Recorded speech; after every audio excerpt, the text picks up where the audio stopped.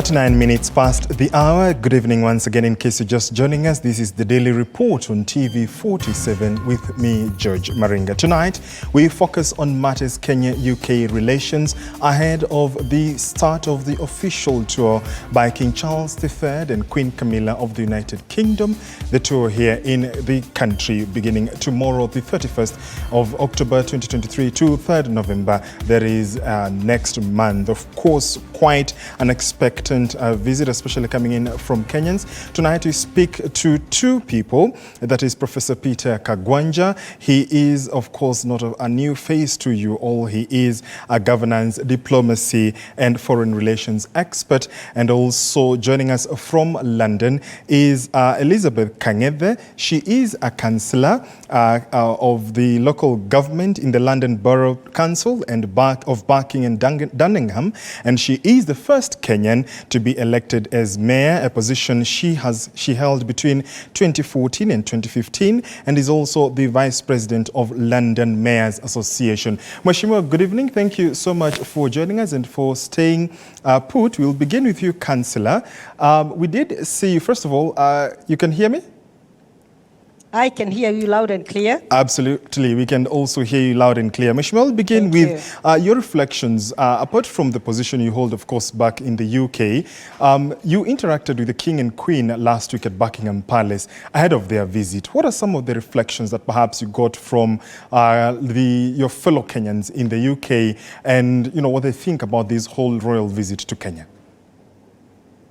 Thank you very much, George. Yes, that's true. His Majesty, the King and the Queen hosted Kenyans at Buckingham Palace ahead of the 60th anniversary and again ahead of his royal visit to Kenya. Yes. And I was among the few Kenyans who were lucky to be selected because we were quite a number. Yeah. And again, I was lucky to be among the first 10 to be selected to receive the King, His Majesty, and have a word with him.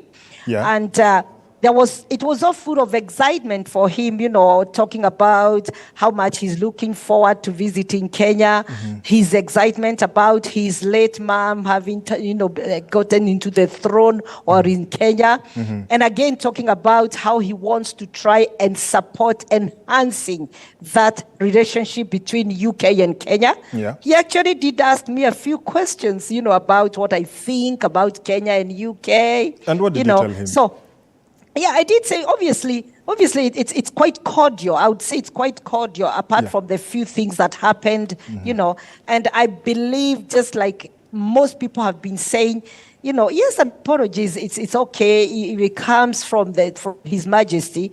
But I think also it's time that we build the bridges and be able to move on, because there's quite a lot that we can do together. First of all, we're so lucky to be the first place that he's visiting since, going on the throne as the first Commonwealth country. So that's one of the things that I told him, that I think we are so privileged, we are so lucky that he has chosen to come and visit my country, So I think it's a good thing. Yes, and there have been concerns, of course, listening and seeing on social media the concerns raised by Kenyans. You're speaking of apology and, of course, moving on. But, you know very well, I mean, you were Kenyan first, of course, before you moved to the UK. And you know how much of an apology means to Kenya regarding what, the Kenyans went through during the colonial rule. We've had Martha Karua, the leader of NARC Kenya Party, saying the head of Koitalel Arab Samoei needs to come back to Kenya. What are some of the issues that perhaps you think would help in achieving, because on one hand, the UK says it regrets, we've heard also from the UK High Commissioner, and also on the other hand, Kenya wants an apology. At what point do we draw the line and the balance? Can I say, having been a teacher, definitely I've read all the history, what we went through, which wasn't really a very nice experience for anyone looking at it. Yes. However, now that we've moved on, yes, an apology would be ideal. Although it wouldn't really pay that pain our people, our great grandparents, our grandparents went through. But I think, yes, if he offers an apology, I think it should be taken with open arms by everybody. And I think he has already said, that he feels, he's apologetic of what happened, because obviously we know it's nothing to do with him. Yes. It's just like if anything happens and I'm the one on the throne, I'm taken as the person to take the full responsibility. But I think as Kenyans, personally, I think we should look at the positives. What more can we do to create a cordial relationship? Look at the way, the British Army British having chosen Kenya as the point. Look at Kenya is actually the Horn of Africa. Yeah. So I think there's more that we can do. And if there's any compensation, that's not my area. Maybe, according to the legal status, what can be done can be done. I know I've done law, I'm a lawyer, but I don't know how far that has gone. Yeah. But at the moment for this state visit, I think we should concentrate more on the positives of how can we get those cordial relationships between Britain and Kenya. Yeah, as we enter the home stretch of this conversation, Mheshimiwa, as a councillor, you've had the, concerns, especially, regarding the relationship between Kenya and the UK. It is quite tedious, a process to obtain a UK visa.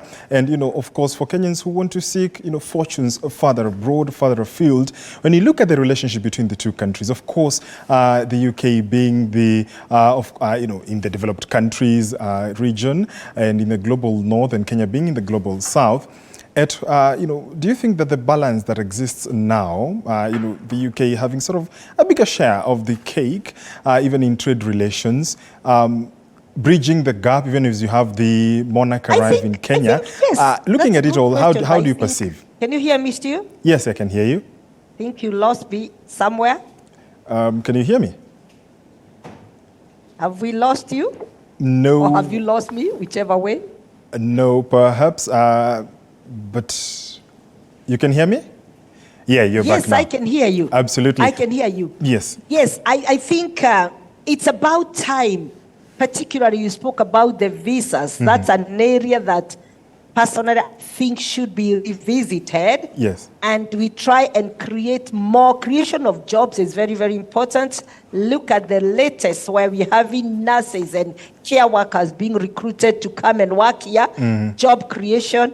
The other day I had a meeting with the PS for diaspora, and one of my issues was I've been a teacher for many years, both in Kenya and here, and a head teacher, and I know there is a shortage of teachers here. So those are some of the areas I think Britain and Kenya should be looking at. How can we create more jobs? Because I think that it's still the issue of visas is very, very crucial. I know I've got relatives, I've got family, my parents, and even whenever they want to come and visit me, it's such a struggle. It's expensive for them to visit, even to get a visit visa. So those are some of the areas where I think we should be working on. We should be trying to create that relationship and try and see how can we improve on that. Yeah. The same with the British Army. Get more of them because there is a lot of jobs, there's a lot of businesses that go on when we have that. So I think the visa issue is an area that we really need to look at and see whether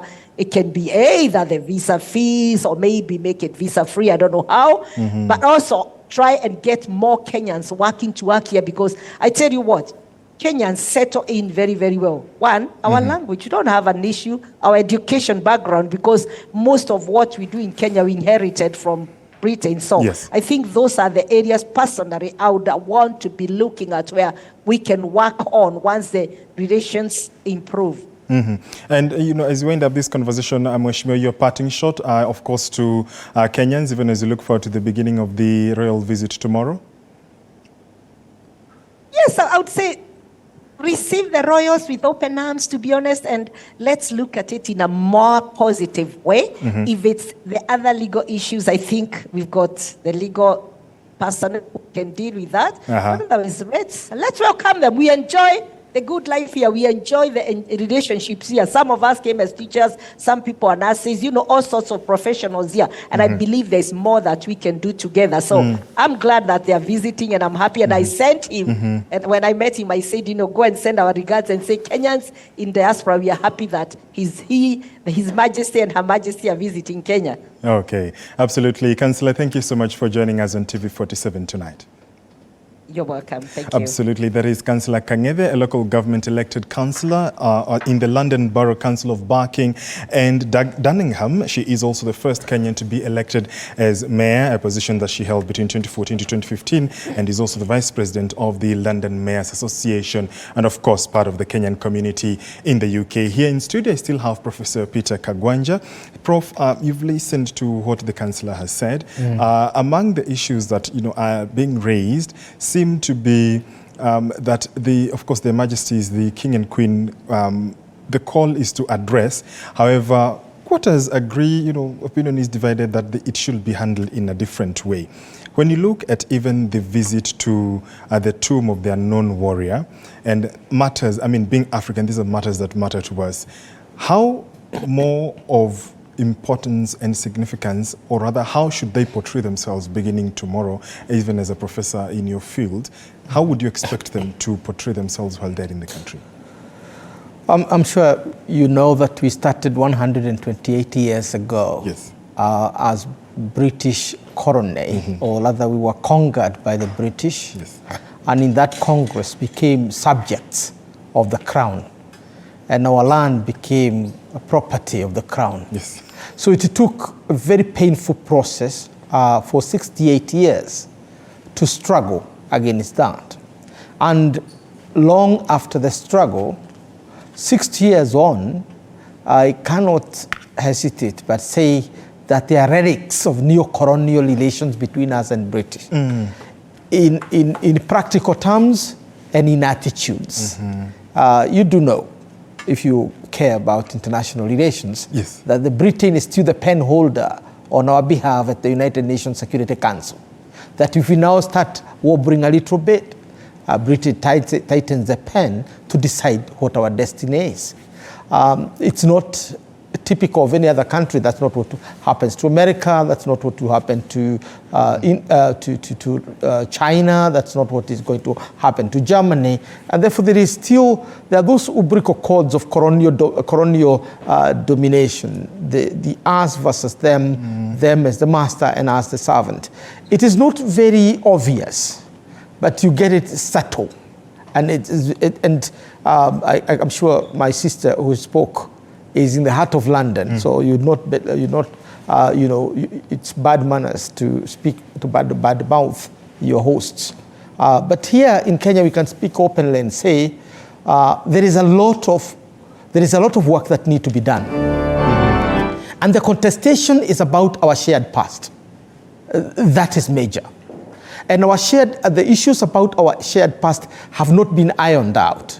And Britain have had an overbearing influence in shaping not only what we think about them, but what we think about ourselves. And that is reflected sometimes in our curriculum. There is an extent to which we can blame Britain, and there's also an extent to which we can blame ourselves. After 1960, I cannot see why Jomo Kenyatta did not recognize Mau Mau as a freedom movement. He went through it for 15 years as a terrorist group. I cannot understand why Daniel Moi could not recognize that he needed a wake-up call from Mandela to ask where is Kimathi, so that he can begin to discover there is a movement, a people who influenced not only Kenya but the world. I cannot understand why it took Mwai Kibaki basically to begin rehabilitating the Mau Mau. And to this day, the British cannot even help us locate where Kimathi is. That he's still a prisoner 60 years after independence, and maybe 63 years after he was hanged for our own freedom. So we are a country, and you don't understand this until you visit certain countries like the United Kingdom itself. And look at where David Livingstone is buried, where their heroes are buried. In the middle of their city, You go to America and look at George Washington and the founders of their country. You go to China, deep in the forest where they fought for their independence to become a modern nation. Their heroes are there and the kids are queuing behind. Where are our kids to queue to see one of the founders of this republic, Dedan and Kimathi? Where are they? Where are the graves of the heroes? General Kago, General Mathenge. Where are they? Yes, they are in our streets in terms of names, but can our kids in our modern age of digital age recognize their faces? Long before them, we had Koitalel Arap Samoei and others who fought against the British for the 68 years I talked about. Yes. So our shared past, as it is being glorified, is not an equal past. It's a past of an equal. We didn't share the past. Somebody shared our past. That does not mean that we have nothing to borrow from that past, because it taught us that it is important to always stand up for your freedom. It's important for always to value dignity and that you are also a human being. Okay. That's why our founding fathers, some of them, many of them actually, thousands of them paid with the ultimate price. When you look at the demeanor and how the previous presidents, especially looking at former President Uhuru Kenyatta, he visited number 10 several times. You did see the former Prime Minister Theresa May come to Kenya, and among the outcomes of such visits have been trade partnerships, signing of MOUs, signing of trade partnerships, trade deals. But the UK, of course, keeps getting an upper hand. When you look at this whole visit, do you think that it is very fair, the scenario in which, the playing field in which Kenya is playing with its big brother, the United Kingdom? You must put this debate in the wider context. And I don't want to sound a cynic, because I'm not a cynic. Okay. Britain matters to us, and we matter to Britain. Let's put that clear. But moving forward, we cannot keep on singing, the beautiful, good songs about children sing about, without looking at the real issues. Britain is coming to Kenya because after Brexit, its very survival depends on the Commonwealth. And Kenya is an important player in the Commonwealth. South Africa is an important player in the Commonwealth. Nigeria is an important player in the Commonwealth. Yes. Watch the king. He's going to visit all these countries. Egypt is very important for the Commonwealth. Just as it is important for China, for the United States, and for the countries. The scramble for Africa is largely about its so-called regional powers. And Kenya is one of the regional powers. Kenya is very special in the sense that it was initially meant to be a white man's country, but has proven to be a very successful black man's country. And with the lyric of the white man's, we have the largest per capita, expatriate community, and many British farmers and other people who are here, many of them Kenyan citizens. And therefore, Kenya is a nice, success story about how a post-colonial state can have this coexistence within races and communities and so on.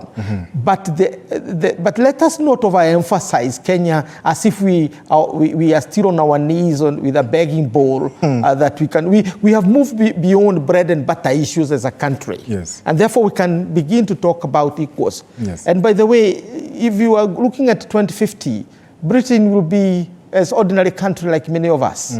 Unless it is able to harness the power of the Commonwealth. If it does, it's going to still be an immensely influential power. But if it doesn't, if the king and those working under him do not transform Britain post-Brexit into a major power controlling the potential of the Commonwealth, then it will not be in the G7, which is what its own experts are predicting. Yes. It will be possibly number 9 or number 10. France will be way up. Only America will be in here. And what that does mean, that Kenya matters to Britain. Let's not begin to say that Britain matters to us. Kenya matters to Britain as Britain matters to Kenya. And therefore we should be having a discourse of equals. And we iron out our differences and attitudes that you have a lot to learn from us and us a lot to teach you. That's not the way. It is sitting down on a round table and talking as equals. Don't start talking about jobs in Britain, because there are more jobs in India for Kenyans, because there are 1.4 billion Indians. Yes. There are more jobs in China. There are more jobs in Brazil. Yes. And so on. What we need to do is to look at the core strategic issues. But first and foremost, yes, we deal with that rhetoric of colonial attitude. Absolutely. And that colonial attitude, I'm sure we are going to get to it, is yes, finding itself in the way the British are violating our population, particularly in Laikipia, in the military, the way the British are violating our environment, and the way the British are still not able to come out cleanly and say, we messed up, we are sorry. Absolutely. To enable us to move on. And Kenyans are not asking for, I'm not one of those who call for compensation, yes, in a big way. If they feel that is part of the package, is okay. But sometimes it's about the conscience. We want to be clean, that we were fighting for our independence, that we were not terrorists. We were not people who were unlawful, people who don't know what law means. We knew what it means, and we can distinguish between an oppressive law and a law that is supposed to be followed. That's our fathers. And indeed, that's indeed an absolutely wonderful point to take a break right here on Daily Report. I can see your feedback already coming. We want to take a short break. When we come back, we continue with our conversation with Professor Peter Kagwanja as we identify whether we are headed towards the table, as he's talking about a round table to discuss the real issues in the modern 21st century. Do stay with us.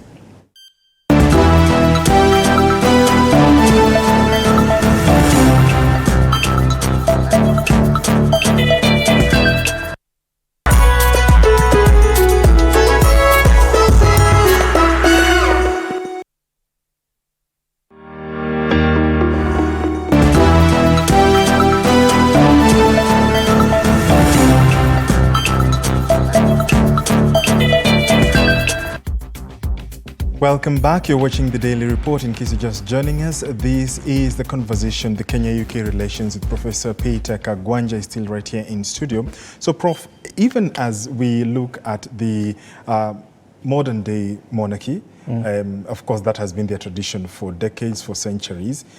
Is Kenya then preparing itself, even as the UK, as you say, it's not a matter of, Kenya needing the UK or the UK needing it is more of a symbiotic relationship. Are we angling towards a place and a situation where we can say, fine, we're at a place that we can have a fair deal, a fair share? Now, I want Kenyans to look at it this way. If it is the British Prime Minister who is visiting, I would not be talking the way I'm talking. Because with the British Prime Minister, as the head of government, we'll be talking about trade, about smoothing our relationship in terms of the exchange of students, the nuts and bolts, of international business, the exchange. There were, how we are dealing with Ukraine together, because those are practical matters. Because that's what the Prime Minister is about. He's the head of government, and he's running day-to-day business of the government. The Queen and the King have absolutely no business. They're ceremonial. And therefore they carry the whole burden of the British history. They carry the whole burden of the British monarchy, which is thousands of years old. And therefore, in that regard, the question that the King and the Queen must respond to is historical. So it's not that we are irrelevant. We don't know that trade matters, or we don't know that our relationship with Britain and that should be smooth matters. But we are putting it squarely on the person responsible for the historical relics. He himself, the monarchy in Britain itself, is a relic of the past, in the sense that the British themselves have moved from the monarchy, the way it was, to what they have today. And this is the monarchy that presided over our colonialism. The mother of the king, Queen Elizabeth II, became queen in 1952. around the same time when the state of emergency was declared, when they got Jomo Kenyatta and other fighters and killed thousands of Kenyans who, who tried to struggle for their independence. And this is the history that we are putting before the king. Remember, the king is not the head of government. He's just the titular figurehead of the island of Britain, those islands. But what it is that we want to smoothen, the king can clear the path, remove all the relics on the way, then let's talk business as equals in terms of that. That's really the context that we need to put together, that I would not spend my time telling the Prime Minister of Britain to apologize to us for what? He himself came from India, or his ancestors came from India. He's also, a symbol of how integrated the world is, and how global the world is becoming. But when you have the symbol of the past that oppressed you, can only confront it that way. We have nothing against Charles. Charles is a very liberal person. I've listened to him talk about Rwanda and other countries. He's one of the most liberal monarchs that I have listened to in terms of his thoughts. His love for environment, his attachment to, yes, and even family values. As you can see, he's moving with his wife across the country. He's a respectable gentleman. So you wouldn't individualize it or turn it into personal. But what we are saying is that, yes, Kenya and Britain have a shared past. And that shared past is on the shoulder of the king. Because his mother was there, his father was there, Queen Victoria, the great-grandmother, was also there, in terms of conquering this land. And when they cut off the head of, Koitalel Arap Samoei and took it out as a trophy and have never returned it, who should we ask?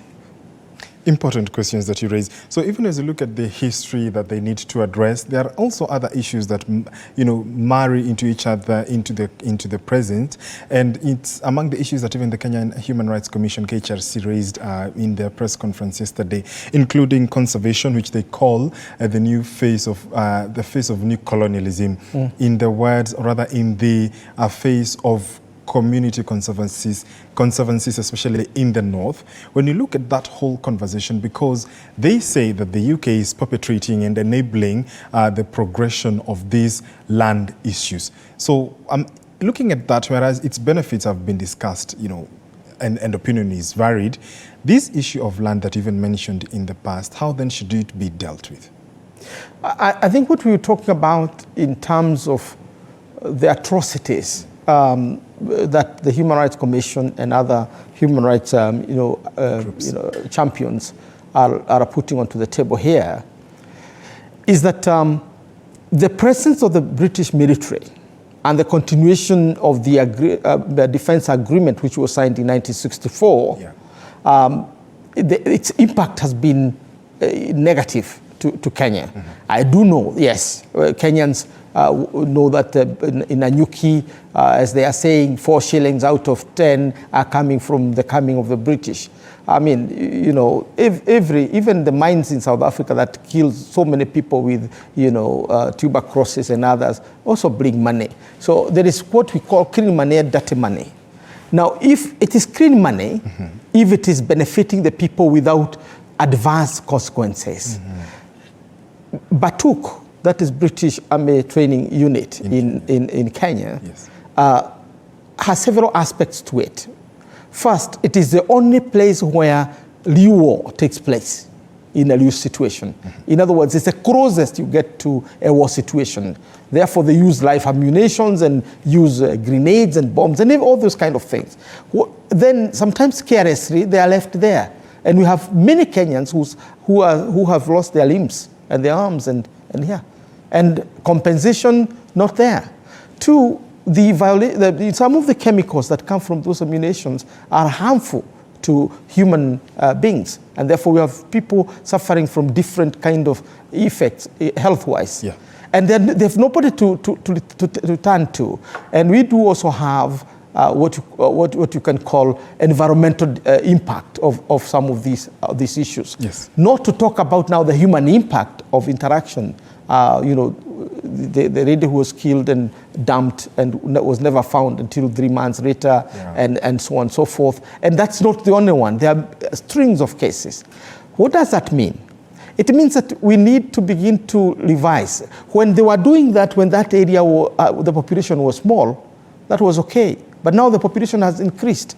The Samburu people, the Kikuyu people, and Maasai people, all those people who are staying there have now increased. And therefore, do we need to relook at the terms of engagement in terms of the defense pact? Maybe we do. So that we now begin to take care of the human needs of the people are there. It is not a wholesale advocacy that the British military should just go back to the sea or whatever they are saying, move out of country and so on. I mean, we still need our relationship with the Britain in terms of defense. Yes. Our military benefits immensely from the training by their counterparts and so on. So this is important. But as we entrench our freedom, as we entrench our human rights, as we entrench our dignity as equal human beings with the British, it is important to emphasize that we need engagement that do not hurt us. And engagements that are hurting us are not good. Stating that is not being a radical. It is not radical. It is being fair. And listening to that should not make you angry. Right? Or should not make you call other people's names that look at this Kenyan militant, these radicals, these angry. No, we're not angry Kenyans. We respect ourselves. We're simply saying it is possible for Kenya 60 years on, and for Britain 6 years after colonialism, to adjust and align our relationship as a relationship of equals. And we iron out some of the things that are happening. If a British citizen kill a Kenyan, whether in Nanyuki or in Nairobi, they should be treated as criminals, not diplomatic niceties coming in, you cannot try a British here. What you killed is a Kenyan. What you ended is a Kenyan life. And the fact that you ended thousands of Kenyan lives in the past, now that comes alive. Yeah. But our shared history should also be seen as something that we can treasure.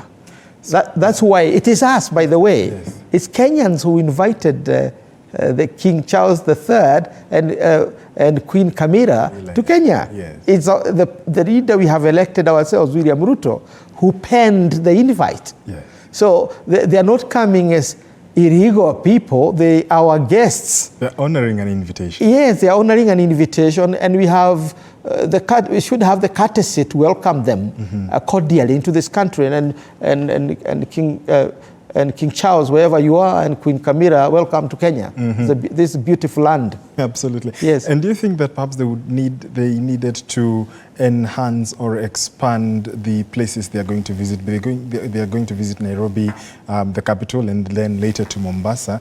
Based on what you're saying, addressing the past, would it have been a symbol or a sign if they visited, perhaps central Kenya, or even the places such as the origin of Koitalel Arab Samoei? Would it have made more significance and more importance?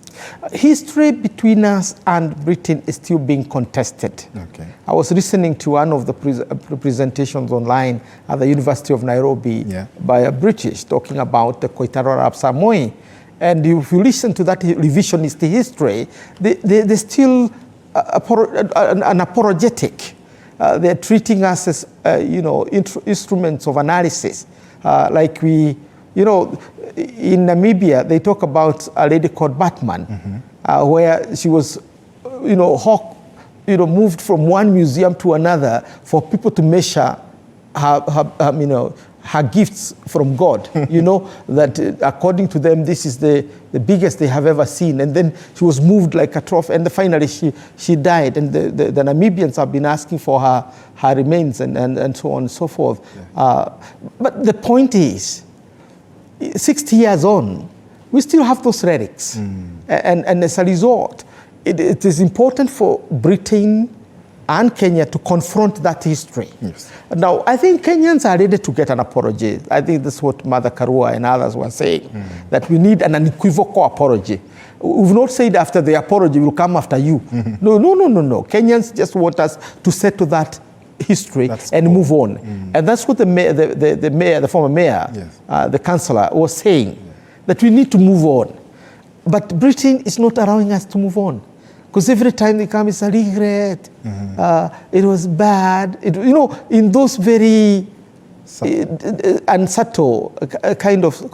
You want to say the Mau Mau phase, 1952 to 1962 was a horrific phase. Stated categorically, without looking at like you are sugarcoating and sanitizing crime. Let me quickly make a joke. Yes. The British are good in two languages. In Tanzania, they had two categories of people.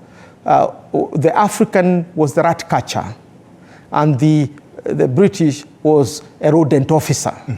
And the use of the term rodent officer, both were catching rats. To avoid plague.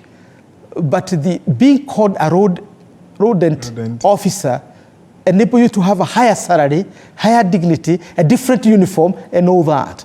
And here we have a rat catcher who just comes with short pants and has no office, is just a rat catcher. So language matters. Language matters. Language matters. Do you think then whoever penned the invite, that is President William Ruto, whereas the apology needs to come from the king, as is expected, or rather as is being advocated for, is there a way that even with the president himself, President William Ruto, who has penned the invite, as you said, would then perhaps either in one of the engagements or wherever they're going, perhaps sort of cue or have a position where he would seem to advocate for Kenyan interests? We still have to hear President Ruto's own position on the Mau Mau. Yeah. I'm a historian, and he's a young Kenyan. Maybe we still have to hear what he says. For Daniel Moi, it was I helped the Mau Mau. That's it. He did not say he sympathized with them or whatever, but he helped those Mau Mau who came to his farm and who came to his home and all. And that's it. For many Kenyans, it's a deeply ideological position. Read Odinga's, Not Yet Uhuru, read other biographies by Kenyans, and you find that Mau Mau, not Mau Mau, actually our freedom struggle, from even before the Mau Mau, Hareth Huku, and so on, were there. But what has happened is a consistent debate within history that started in the 1950s, that the Mau Mau, or the freedom struggle in Kenya as a whole, was by a people who don't want civilization, and two, that they are anti-white, and therefore they might be isolated. Then it came to the 1950s when that this is not just a Mau Mau, these are the Mount Kenya, the Kikuyus. So it's about the Kikuyus, and the rest of Kenyans are good. So the divide and rule and the define and conquer aspect has kept us divided on our national question. And what does that do? Does that do to us? It impedes our nation-building project, that we cannot begin to see ourselves as Kenyans. Now, you don't get this point until you go to South Africa and see the South Africans are in one. It doesn't matter what the Sharpeville massacre was against the Xhosas or was against the Zulus. No, it doesn't matter. It was about us. Here in Kenya, we are divided psychologically and ideologically, that a Kenyan will say, leave Mau Maus alone. They are not the ones, the Mau Mau is being used to justify an oversize, or what you can call an improportional share of our national cake. Not really. The national question is about your dignity. When it comes to a Kenyan, you're a Kenyan. And therefore, we should liberate our history now. We have rehabilitated our nation in terms of physical occupation by a foreigner. But as Ngugi wa Thiong'o puts it, we still have a duty to decolonize our minds. And in decolonizing our minds, we begin to decolonize our history. Let me speak to Kenyans because we are materialistic. I know I come from a community where if you don't have kanyamu means money. And therefore a man, is not handsome. Yes. He has something, he must be having something. So handsome means your hands have something. That's local language. Just by rehabilitating our history, we will create an economy that Kenya has never enjoyed. I'll get a bus ride, or we'll drive to Eldoret to see Mzee Koitarelo Arap Samoei. Because I've seen it, I've seen the Chinese do it. I've seen the Americans do it. I'll drive to Mombasa, up the coast to see where Mekatiriri was, and to see her statue and to greet that mother. Somebody else will drive to the north, to the west, to see Mumia, the chief Nambogo Mumia. Another one, as we're doing, will go to see Jaramogi Odinga. Another will go to see Tom Mboya. We have opened a new cultural economy that we have never exploited as Kenyans. Because still, can you imagine how many people will go to troop on Kimathi's, grave?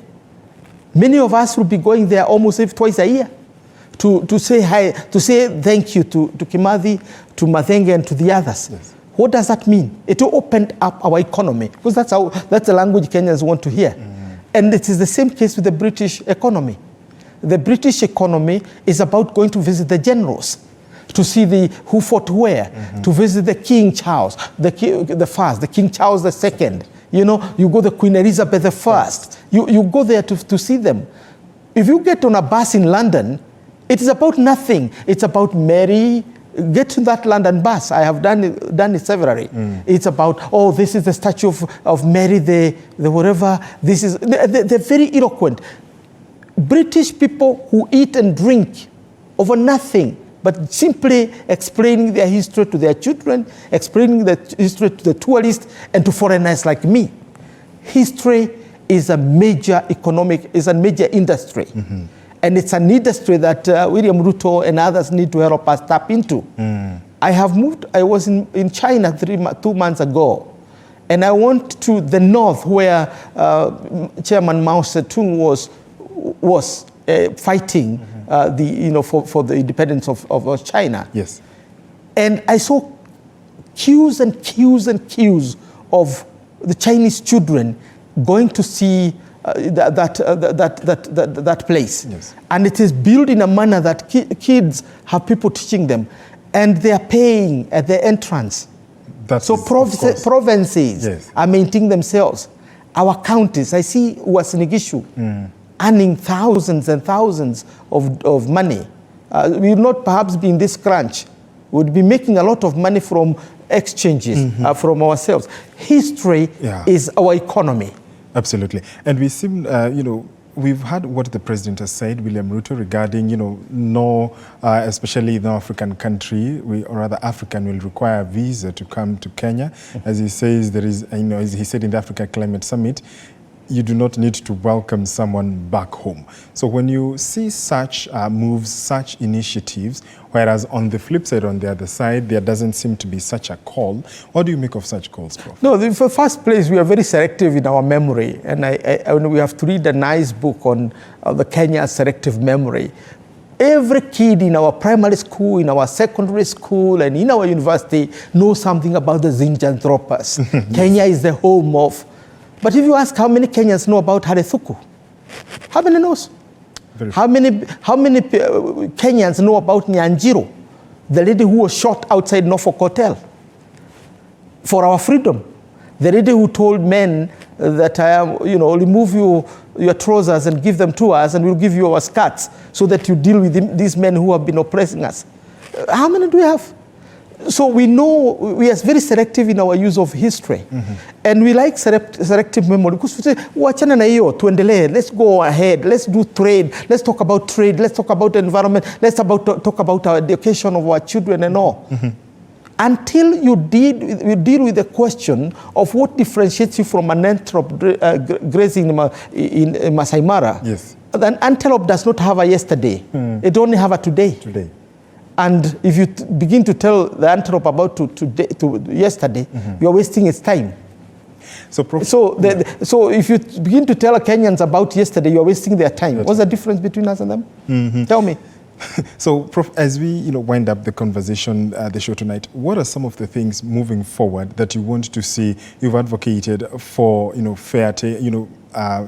fair seats at the table for both Kenya and the United Kingdom. What are some of the other things post the royal visit? Because this is a ceremonial visit the king visiting is a ceremonial visit. Yeah. Moving forward, what would you like to see?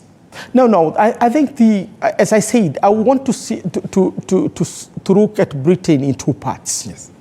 I want us to have an intense policy debate about our trade, about our foreign policy, about our education, about sharing technology, about sharing resources, about environment with the Prime Minister and his government.